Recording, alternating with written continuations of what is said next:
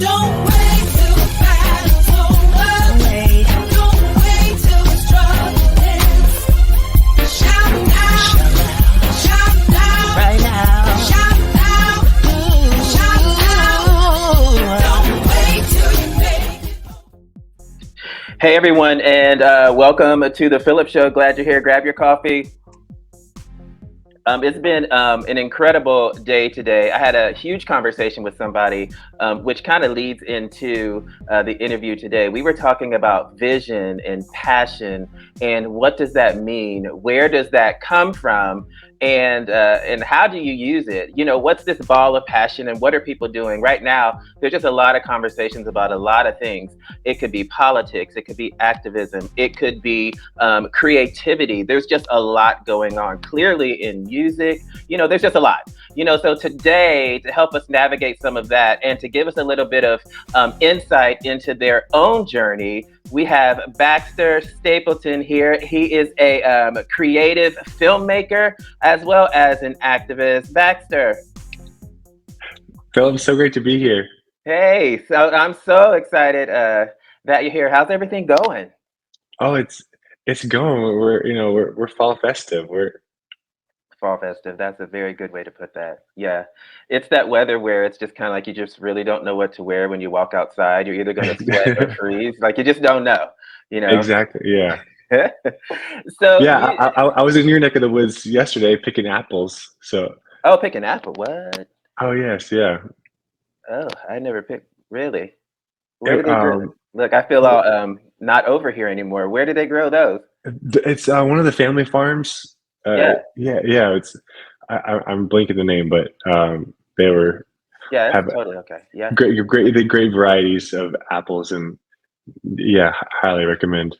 Really, I'm gonna have to check that out. I'm not super outdoorsy, but maybe there's some domestic apples that we could pick. I don't know. But oh yeah, and you can just go in the store and get the pick ones too. You know, you can still look cute. You can get your little basket, and you know. See, that's my style. I'll pick them from the basket.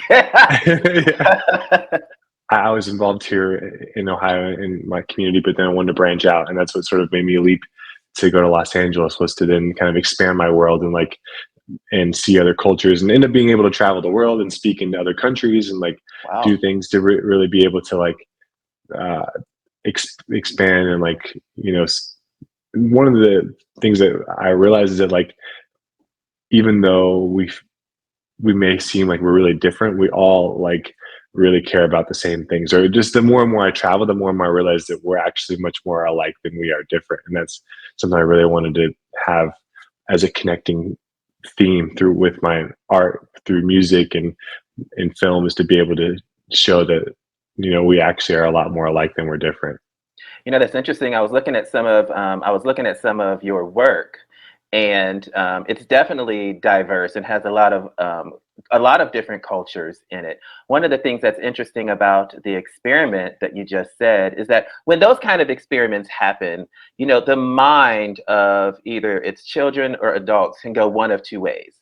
They can go the way that you went, where it's kind of empathetic and understanding and goes to discovery and wants to learn more. And now that becomes either a minor or major platform, or it can go completely the opposite way with animosity, you know, anger, and it can just jilt somebody.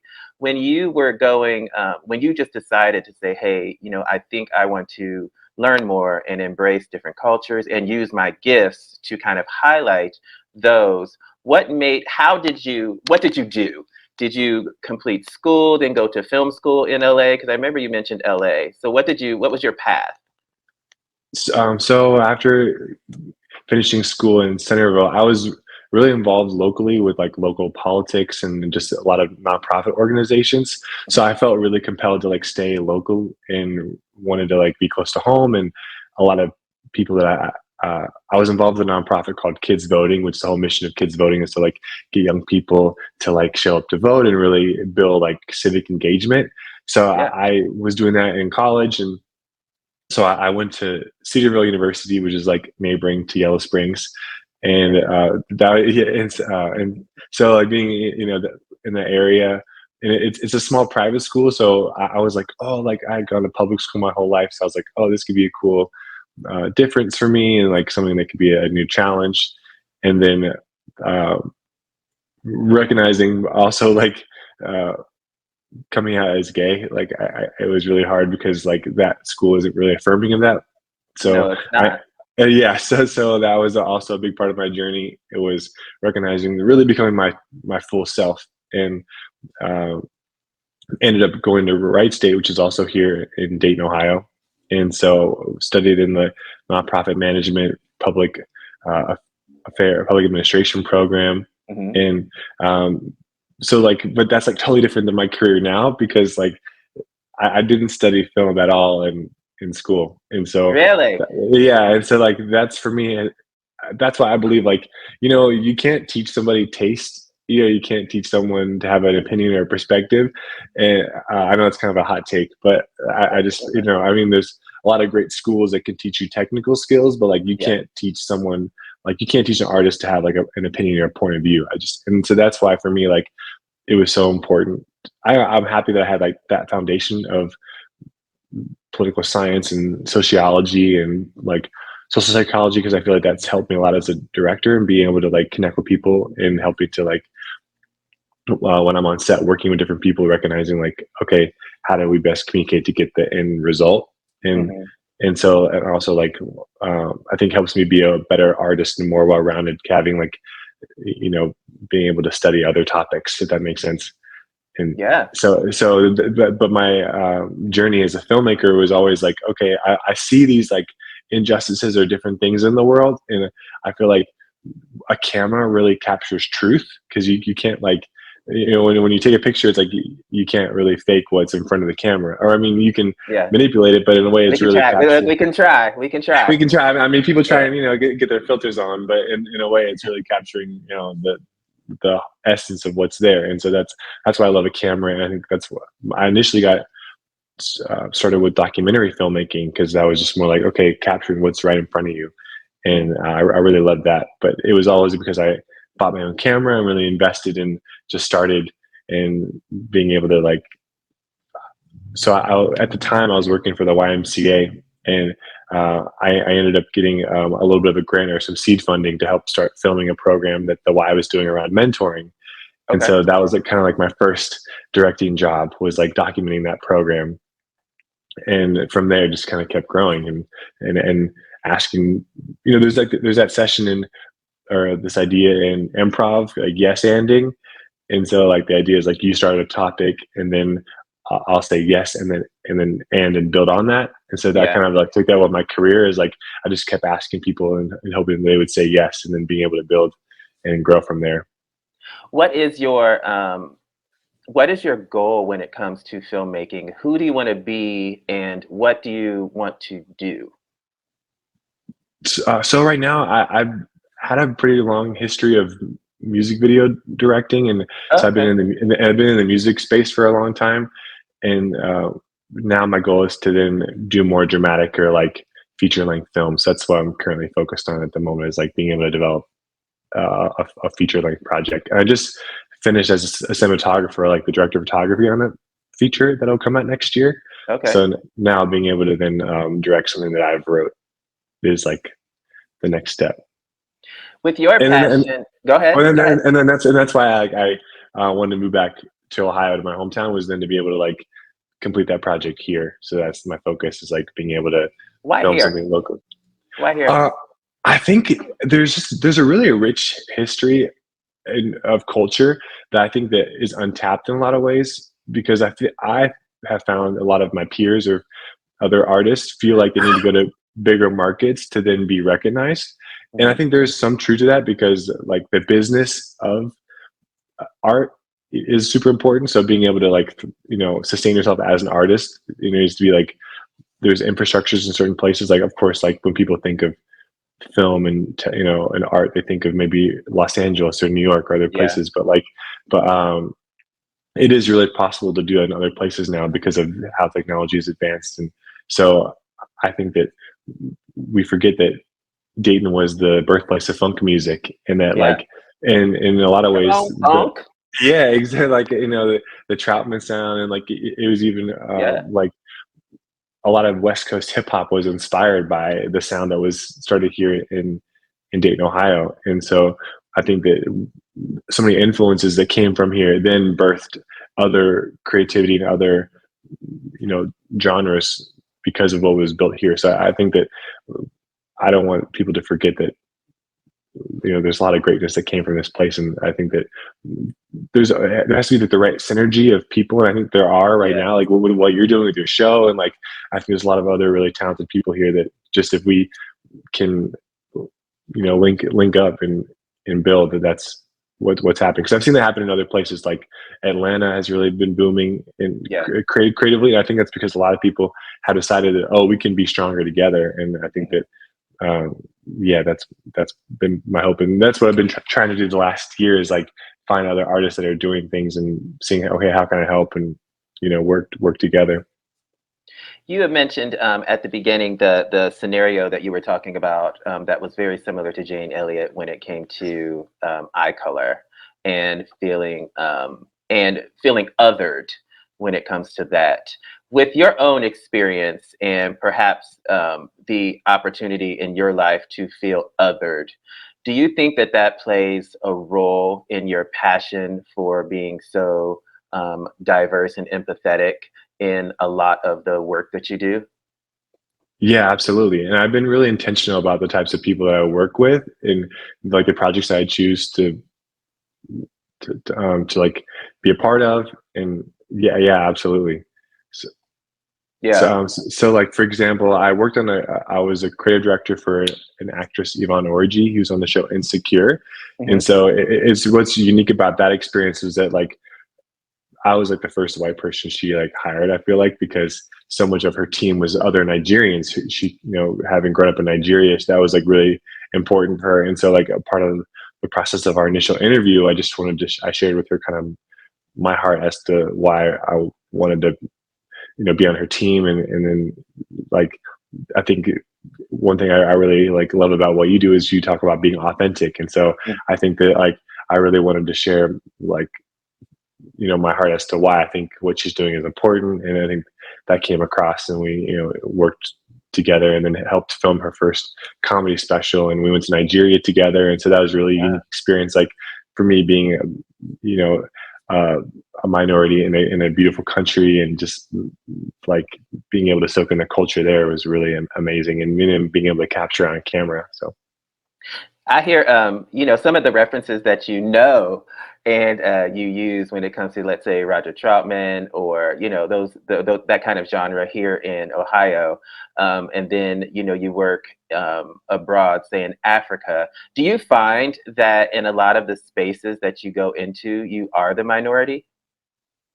um, it has been that way recently, yeah, because I've worked with a lot of black and brown artists, and so, like, a lot of times I have been like, a white space in a black space, like a white face in a black space. But and I think that, like, that's one thing that I've been like really trying to, like, one of my favorite compliments is like when an artist says, "Oh my gosh, like, this is exactly how I pictured it in my head." And Mm, so, like, that's been for me something that I really want to, like, showcase in my work, is like just beauty and excellence. And like, so that when I find people I think are super talented, I want to be like, hey, I want to help amplify and, like, you know yeah. show what you're doing. And so that's just happened naturally, because I think so much of the what I've been doing is like, it's like referral. So like, once someone sees something, like, oh, I love that, so I want more of that too. And so that's just kind of how my network's been building. Yeah, And because then all of a sudden you kind of stay within the same space, because that's kind of the same network, if you will.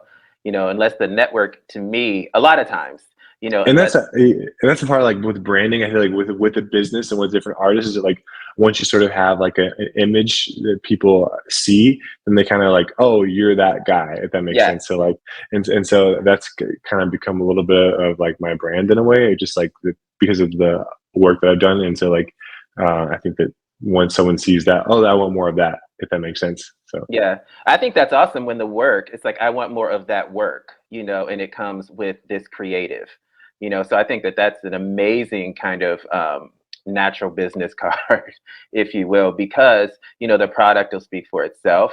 And Right. I think that is one of the highest compliments, to hear somebody's vision and to start the creative process and then execute it. And then the person with the vision says, that's exactly what I was thinking. That is huge. That's huge. Yeah. Yeah, that's huge. You're a huge activist. Tell me about your activism. That's always been like a big part of like why I love art so much too. Is I think that art is such a unifier and bringing people together.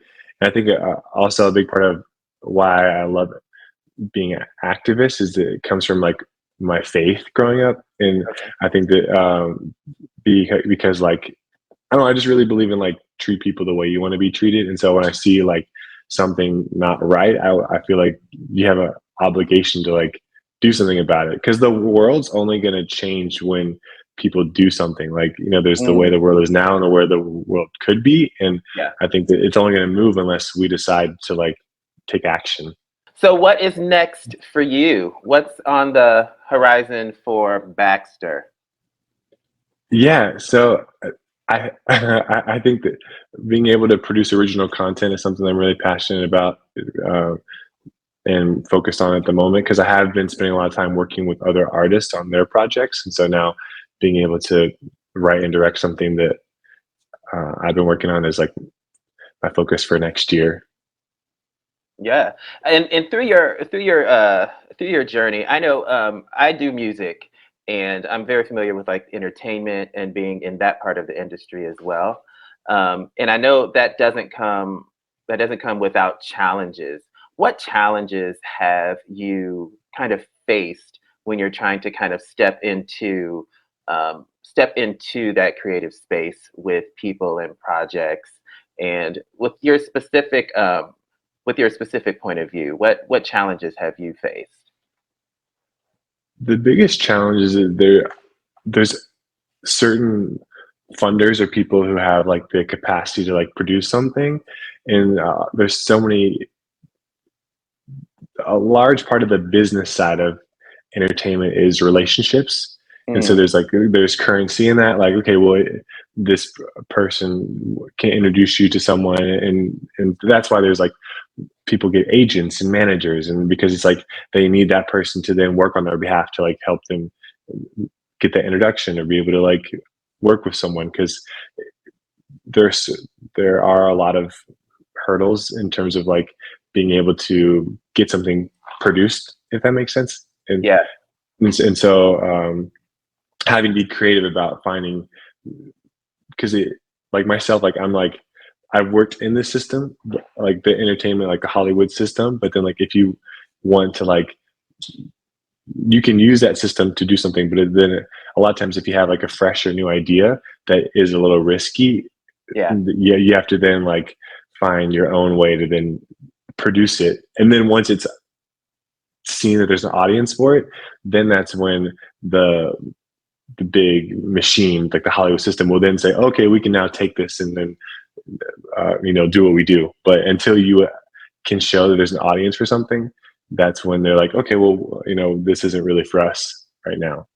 And so that's, I think, what I'm trying to work on now is like, okay, showing that there's an audience for this work that I want to present. For you doing music, I think that's what I found working with a lot of music artists who have amazing talent, is that like they might have an incredible song, but like this unfortunate part is like if they don't have a certain following, or like oh their yeah, music isn't reaching a certain amount of people, then the business part of it's like, well, like it's going to cost a lot for us to market this, and we like come back to us when you have a little bit more of an established following, if that makes sense. And that's like I get really frustrated when I see like people who've like all of a sudden got a record deal just because they have one TikTok video go viral, is because it's like, oh, people like the big machine says, oh, we can make a quick dollar off this, so we'll yeah. sign them. And but that doesn't necessarily mean lasting impact. And so that's, I'm more interested in like the long game, if that makes sense.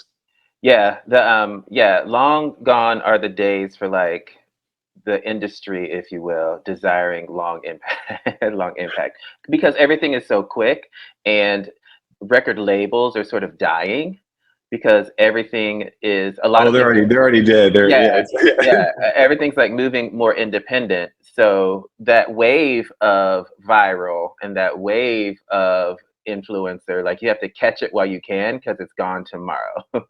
And it's just Right. kind of like, okay, so if you have this hit that may or may not, depending upon, your artistry level, it may or may not be your last hit.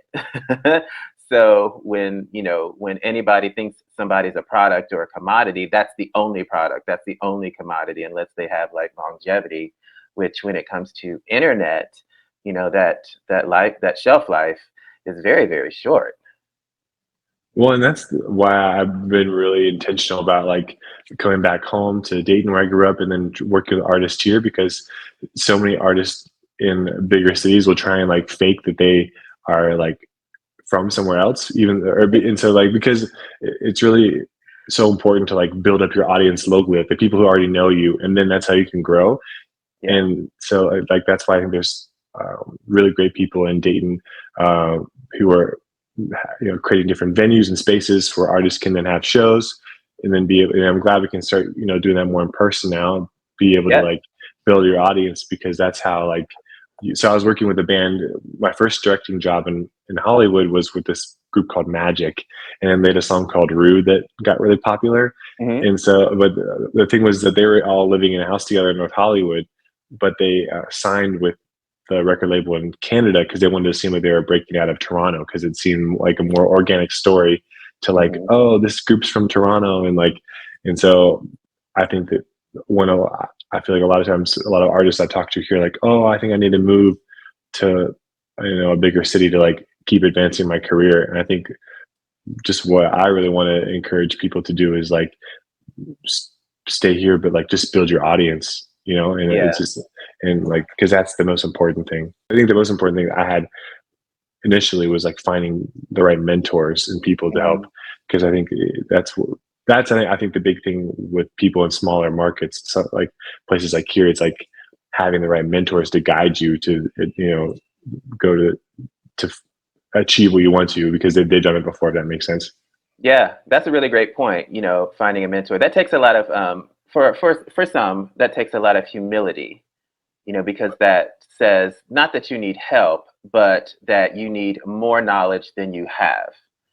And that takes a lot of humility in an industry that isn't that humble. Well, and that's what you asked me what I'm doing. Yeah, I mean, well, I think every artist there's a little bit of ego, because I think you have to be a little bit stubborn because you want to like see your idea come to life. But yeah.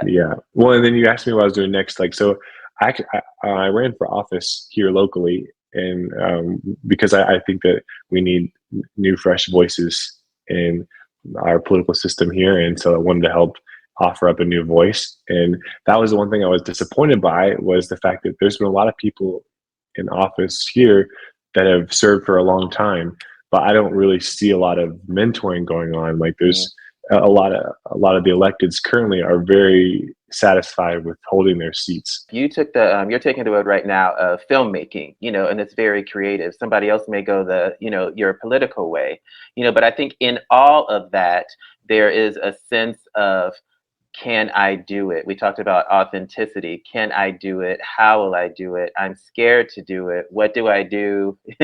There's all of these emotions that come in. You're moving forward in all of these spaces, so there's a level of courage that you have to, number one, not feel that being other stops you, but it continues to give you the drive to even seek out other spaces and highlight those. So for somebody who's kind of watching now, it's like, I don't know, it's like, what I guess what skills or motivation, I think it might be too broad, but what would you say? I think the biggest thing is that fear will like stop people from achieving their greatest potential. So if you're someone who has an idea about starting a business, or like you have a dream or desire that you've always wanted to accomplish, I think just actually getting started and doing it is the most important first step. Because like, if people around you aren't necessarily supportive initially, the right people will attract to you. And that's, I think, one of the beauties that I found in my story is that the more and more I just kept stepping out and pursuing what I wanted, the right people kept coming and being able to then, create opportunities together. So I like when I started the political journey, I was like, oh my gosh, are people going to show up? Or like, I'm so nervous that no one is even going to support me, or like just all these like doubts. And so I think like quieting the doubtful voice is the most important thing to do first, because we'll stop ourselves before even beginning. And I think like the world deserves your idea and your brilliance. And so like be not like preventing ourselves from moving forward, because I think we can be the hardest critics. And so like just putting out the work, like just if you have a picture that you took and you love it, just post it. Like if you have like an idea, like get started, like find the first customer, find the first supporter, like find the first fan, and like keep going. Baxter, I really appreciate you sharing your entire creative life with us. You have so many things going on, and it's awesome that you're so passionate about what you're doing. Well, I appreciate you. I appreciate you giving people space to share their stories and be authentic. Absolutely. Well, I hope that you have much success and that you'll come back. Absolutely, yeah. Hopefully we'll have more to talk about. Yeah, I'm sure we will. All right. So that's Baxter. What inspiration? We talk here a lot about being inspired, and we talk a lot about authenticity, and we talk a lot about journeys and finding your way. And what a great example of a thread being woven throughout all of these capacities of talent, all of these capacities of career, and being consistent across the board. So one of the things that you can do if you're thinking about this, and very much like Baxter was saying, surround yourself with people that are going to push you, that are going to motivate you, that are going to give you knowledge. One of the things that somebody said, and it's not a new quote, but it's like, don't be the smartest person in the room. So find people that are going to help you level up and you can learn from, and that are going to motivate you, to push you to remain authentic, but to give you the opportunity of space, of time, and the ability to move forward. So thank you for joining us today. And as usual, you are the best you in the world. I'll see you next time here on The PHILLIP Show.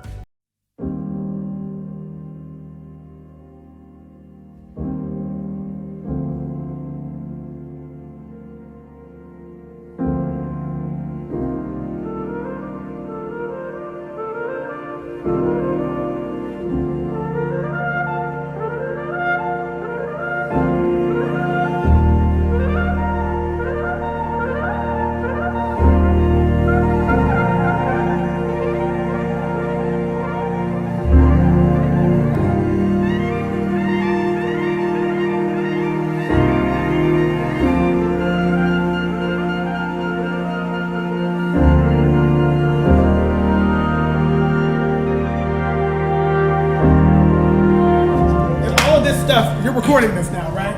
Yes, see, that's a real filmmaker.